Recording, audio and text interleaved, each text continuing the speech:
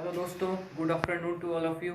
आप लोग कैसे हैं? उम्मीद करता हूँ आप लोग अच्छे ही होंगे। तो आपको जैसे यहाँ पे दिख रहा होगा सिलेबस ऑफ क्लास 8 साइंस। तो आप लोग ये सोच रहे होंगे मैं तो 7 का पढ़ा रहा था साइंस का, तो यहाँ पे क्लास 8 का कैसे ले आया? क्लास 8 का साइंस मैं कब से पढ़ाने लगा? तो मैं आपको बताना चाहूँगा कि मेरे मेरे कुछ भाइयों ने और मेरे कुछ दोस्तों ने मुझे बोला कि भैया 8 का भी लेके चलिए, 8 का भी साइंस पढ़ाइए। तो मैंने बोला कि ठीक है, साथ में लेके चलते हैं। तो जिस तरह मैंने 7 क्लास को पढ़ाना स्टार्ट किया था, तो इंट्रोडक्शन क्लास दिया था, क्या क्या कंटेंट्स है चैप्टर्स में, क्या क्या पढ़ना है उन लोगों को। तो उस क्लास 8 के लिए 8 का जो इंट्रोडक्शन वीडियो बना रहा हूँ, उसमें सबसे पहले मैं बताऊँगा कि फिजिक्स में क्या क्या पढ़ना है, केमिस्ट्री में क्या पढ़ना है, बायोलॉजी में क्या पढ़ना है। तो चलिए मैं सबसे पहले आपको बताना चाहूँगा कि फिजिक्स में हमारे कौन कौन से चैप्टर है। तो फिजिक्स में सबसे पहला चैप्टर पढ़ना है क्लास 8 वालों को, फोर्स एंड प्रेशर। उसके बाद friction, sound, chemical effects of electric current, some natural phenomena. उसके बाद छठा पे आता है लाइट, और सातवां पे है stars and the solar system. तो कुल मिला के क्लास 8 साइंस में हम लोग को 18 चैप्टर पढ़ना है, जिसको कि इसमें क्लासिफाइड किया गया है। फिजिक्स में 7 चैप्टर है, केमिस्ट्री में 4 चैप्टर और बायोलॉजी में 7 चैप्टर। तो टोटल मिलके होते हैं 18 चैप्टर्स। तो टोटल 18 चैप्टर क्लास 8 को पढ़ना है। तो चलिए थोड़ा थोड़ा मैं इसके बारे में बताता चलूँ कि क्या पढ़ना है इसमें और इसमें क्या क्या हमको जानना है। तो फोर्स एंड प्रेशर, जैसा कि आप लोग क्लास 6 और 7 में भी पढ़े होंगे, फोर्स मतलब क्या होता है, फोर्स का मीनिंग क्या होता है, प्रेशर का मतलब क्या होता है। तो हम लोग क्लास 8 में फोर्स के जो बेसिक वाले टर्म्स थे उसको छोड़ के कुछ उसमें डीपली क्या होता है, प्रेशर का मतलब क्या होता है, उसके बारे में पढ़ेंगे। तो आप लोगों को सिंपली मैं बता दूं कि फोर्स, जो आप लोग ध्यान दें कि किसी भी एक पुश और pull on object is called force, तो वो पुराना वाला था। अब नया वाला इसमें क्या डेफिनेशन आएगा, नया वाला इसमें टॉपिक क्या ऐड होगा, वो सब हम लोग क्लास 8 में पढ़ेंगे। अब प्रेशर का मतलब, तो प्रेशर का एक सिंपली आप लोग डेफिनेशन जानते होंगे कि फोर्स एक्सर्टेड अपॉन एरिया ऐसा कॉल्ड फोर्स। मान लीजिए कोई पर्टिकुलर एरिया है, उसमें अगर कोई फोर्स लगता है तो उसको हम क्या बोलेंगे, प्रेशर। तो और प्रेशर का मीनिंग हम लोग जानेंगे जब इस चैप्टर को पढ़ेंगे। उसके बाद आता है फ्रिक्शन। तो फ्रिक्शन जो हमारे फीट मतलब कि हमारे पाँव और जो ज़मीन के बीच में लगता है, सरफेस के बीच में जो लगता है, जिसके कारण हम लोग चलते हैं, जिसके कारण हम लोग का चलना संभव होता है, उस फोर्स को क्या बोलते हैं, फ्रिक्शन। तो फ्रिक्शन का कारण क्या होता है, फ्रिक्शन का कारण होता है the irregularities of the surface. मतलब कि सरफेस के बीच में जो, अगर आप देखिए, मान लीजिए कि आपको कोई सरफेस है, तो सरफेस आपको हमेशा ऊपर से लगेगा कि ये एकदम क्लीन है और ऊपर से स्मूथ है, लेकिन जब उसको अगर हम किसी हाईली माइक्रोस्कोपिक थिंग से अगर देखेंगे तो पता चलेगा कि उसमें बहुत सारे इरेगुलरिटीज होते हैं। तो इरेगुलरिटीज होने के कारण क्या होता है, इंटरलॉक होता है। तो इंटरलॉक के कारण ही फ्रिक्शन का फोर्स लगता है। उसके बाद आता है साउंड। तो साउंड चैप्टर जो होता है, साउंड चैप्टर जो है फिजिक्स का, ये बहुत इंपॉर्टेंट चैप्टर है। साउंड का हिंदी मीनिंग जैसे कि आपको पता है कि ध्वनि होता है। तो ध्वनि, जैसे आप लोग टाइम पीरियड, फ्रीक्वेंसी, ये सब के बारे में सुने होंगे। तो साउंड्स के और भी बहुत सारे एप्लीकेशन, जैसे कि सोनार, जो कि इस चैप्टर में पढ़ना है। उसके बाद chemical effects of electric current. Electric current तो आप लोग जानते होंगे, लेकिन उससे केमिकल इफेक्ट्स क्या होता है, इलेक्ट्रिक करंट के द्वारा केमिकल इफेक्ट्स क्या होता है, वो हम लोग इस चैप्टर में पढ़ेंगे। जैसे कि मान लीजिए इलेक्ट्रोप्लेटिंग के बारे में आप लोग नहीं जानते होंगे। इलेक्ट्रोप्लेटिंग मतलब कि वो एक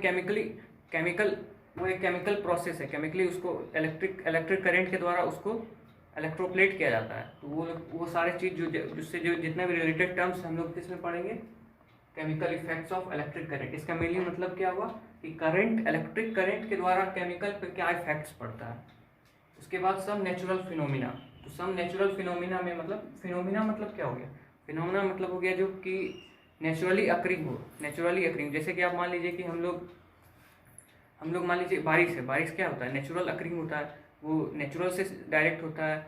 रेनबो है, रेनबो कहाँ से होता है, नेचुरल से होता है, नेचुरल अकर करवाता है उसको, नेचुरल उसको हैंडल करता है। तो उसी को हम लोग क्या पढ़ेंगे, बहुत सारे इस तरह के टर्म्स को हम किसमें पढ़ेंगे, सम नेचुरल फिनोमिना में। उसके बाद आता है लाइट। लाइट भी बहुत इंपॉर्टेंट टॉपिक है फिजिक्स का, क्लास 8 का। तो लाइट टॉपिक में हम लोग को जानना है, जैसे कि आप लोग 7 में पढ़ेंगे या 6 में पढ़ेंगे, लाइट मतलब it is the form of energy. It is the form of energy. तो फॉर्म ऑफ एनर्जी तो है ही, बस इसमें जो है बहुत सारे ऐसे टॉपिक ऐड होंगे जो कि आप लोग 7 क्लास और 6 में नहीं पढ़ेंगे, जो कि हम लोग 8 में पढ़ेंगे। उसके बाद आता है stars and the solar system. Stars and the solar system, ये स्पेस के बारे में इसमें बताया गया है कि हमारा सोलर सिस्टम में कितने प्लैनेट्स हैं, हमारे सोलर सिस्टम में और क्या क्या चीज़ें हैं। और स्टार्स क्या होते हैं, स्टार्स कितने तरीके के होते हैं, वो कितने एक दूसरे से दूर होते हैं, उसका वेट क्या होता है, उसका एक दूसरे से डिस्टेंस क्या होता है, ये सब हमको किसमें पढ़ना है, स्टार्स एंड सोलर सिस्टम्स में। उसके बाद आता है केमिस्ट्री का टॉपिक। तो केमिस्ट्री का टॉपिक पहला चैप्टर है, केमिस्ट्री के चैप्टर में सबसे पहला चैप्टर है synthetic fibres and the plastic. Synthetic fibre, जैसा कि आप लोग क्लास 7 में पढ़े हुए फाइबर टू फैब्रिक, तो फाइबर टू फैब्रिक में हम लोग बहुत सारी चीज़ को जाने थे, लेकिन synthetic fibre and the plastic, इसमें हम लोग को किसके बारे में जानना है, सिंथेटिक फाइबर क्या होता है। उसमें से हम लोग नेचुरल फाइबर के बारे में जानते थे, लेकिन इसमें क्या किसके बारे में जानना है, सिंथेटिक फाइबर्स के बारे में और प्लास्टिक के बारे में, मेनली पॉलीमर्स, नाइलॉन, ये सब के बारे में हम लोग को इस चैप्टर में पढ़ना है। उसके बाद आता है मेटल्स एंड नॉन मेटल्स। तो ये बहुत इंपॉर्टेंट टॉपिक है केमिस्ट्री का। केमिस्ट्री के पॉइंट ऑफ व्यू से सबसे इंपॉर्टेंट चैप्टर क्या है इस क्लास 8 का, मेटल्स एंड नॉन मेटल्स। तो मेटल्स जो है, मेटल्स और नॉन मेटल्स को पढ़ेंगे तो जानते हैं आप लोग मेटल्स का मतलब क्या होता है और नॉन मेटल्स का मतलब क्या होता है। तो मेटल्स का आप लोग सिंपली मीनिंग जानते होंगे, वो जो कि हार्ड हो, सोनोरस हो, लश्चरस हो, जिसमें शाइनिंग हो, और नॉन मेटल का जो कि हार्ड नहीं हो, लश्चरस नहीं हो, शाइनिंग जिसमें नहीं हो। तो वो सब 7 और 6 की बातें थी, लेकिन अगर हम लोग को 8 में जो पढ़ना है तो हम लोग को मेटल्स का जानना है कि उसका फिजिकल प्रॉपर्टीज़ क्या होता है, उसका अगर हम वाटर के साथ रिएक्ट करवाएंगे तो क्या उसका रिएक्शन का जो आएगा वैल्यू क्या आएगा, अगर हम नॉन मेटल को वाटर के साथ रिएक्ट कराएंगे तो उसका क्या प्रॉपर्टीज़ आएगा, अगर हम उसको बेस के साथ रिएक्ट करवाएंगे तो क्या उसका प्रॉपर्टीज़ आएगा। तो हम लोग को इसको डीपली में किस में पढ़ना है, क्लास 8 में। उसके बाद आता है कंबशन एंड फ्लेम। तो कंबशन एंड फ्लेम, तो कंबशन का मतलब होता है ऑक्सीजन के साथ रिएक्ट करके कोई भी जो ऑब्जेक्ट है अगर उसको ऑक्सीजन के साथ रिएक्ट करके हीट प्रोड्यूस करे तो उसको क्या बोलेंगे, कंबशन। जैसे कि बर्निंग ऑफ मैग्नीशियम, अगर हम मैग्नीशियम को जलाते हैं तो एयर के प्रेजेंट में तो हम लोग को क्या करता है, हीट देता है, और हीट देने के बाद वो किस में, फ्यूल के रूप में यूज होता है। तो कंबशन का मतलब आप लोग जान गए। तो इसमें पढ़ना है हम लोग को what is the combustion, what are the types of combustion, what is the flame and what are the types of flame.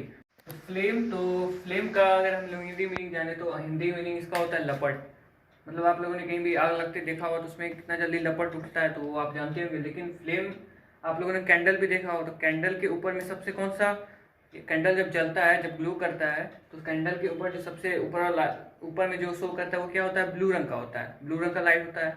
उसके बीच में रेड कलर का, और सबसे नीचे मतलब कि वो जो उसका वैक्स निकला हुआ रहता है, उसके नीचे जो वैक्स के अंदर से एक बत्ती निकलता है, उसके नीचे सबसे नीचे क्या होता है, येलो कलर का। तो आप लोग ये समझते होंगे कि ये तो सिर्फ फ्लेम मतलब कि आग लगा हुआ है, लेकिन वो जो होता है वो जो 3 कलर से निकलता है उसको बोलते हैं फ्लेम। तो सबसे उसका भी यूज़ होता है, उससे पता चलता है कि कौन सा हॉट जोन है और कौन सा कूल जोन है। तो सबसे ऊपर वाला जो होता है सबसे ज़्यादा हॉटर पार्ट होता है, मतलब वो जो ब्लू पार्ट होता है सबसे हॉटर पार्ट होता है, और बीच वाला जो रेड पार्ट होता है वो मॉडरेटली होता है, मतलब उससे थोड़ा कम, और सबसे नीचे वाला लिस्ट हॉट होता है, वहाँ पे हॉटनेस ज़्यादा नहीं होता है। तो फ्लेम का यहाँ पे हम लोग इतना ही जानेंगे। उसके बाद कोल एंड पेट्रोलियम पे आते हैं। तो कोल एंड पेट्रोलियम चैप्टर जो है ये पूरे रिसोर्सेज पे बेस्ड है। मतलब इस चैप्टर में हम लोग को पढ़ना है कि एग्जॉस्टेबल रिसोर्सेज क्या होता है, इन एग्जॉस्टेबल रिसोर्सेज क्या होता है।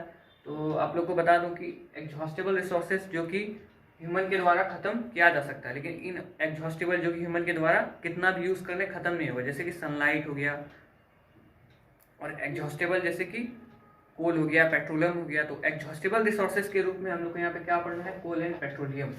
कोल जो होता है आप लोग सिंपली मीनिंग इसका जानते हैं, कोयला जो कि नेचुरल रिसोर्सेज है, जो कि एग्जॉस्टेबल रिसोर्सेज भी है, और पेट्रोलियम ये भी क्या है, एग्जॉस्टेबल रिसोर्सेज, जो कि अगर हम लगातार इसी मात्रा में खत्म करते रहे तो एक दिन ऐसा आएगा जो कि ये दोनों पूरी तरह एग्जॉस्ट हो जाएगा।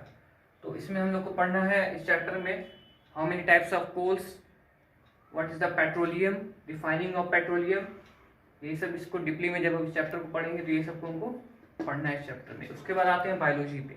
तो बायोलॉजी में सबसे पहला चैप्टर है crop production and management.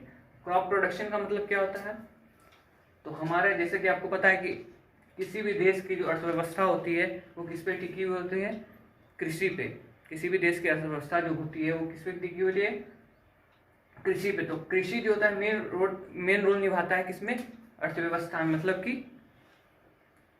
Crop production. तो क्रॉप प्रोडक्शन एंड मैनेजमेंट। तो क्रॉप का मतलब होता है, क्रॉप का मतलब फसल को किस तरह उगाया जाता है, उसका मैनेजमेंट किस तरह किया जाता है, उसका कि वो कौन से ऐसे मैनेजमेंट है जिसके द्वारा हम एक अच्छी फसल का पैदावार कर सकते हैं। तो उन सारे टेक्निक्स को जितने भी टेक्निक्स हैं इसको उगाने में, इसके प्रोडक्शन को करने में, उसको हम किस चैप्टर में पढ़ेंगे? क्रॉप प्रोडक्शन एंड मैनेजमेंट में। उसके बाद आता है micro organism friend and four.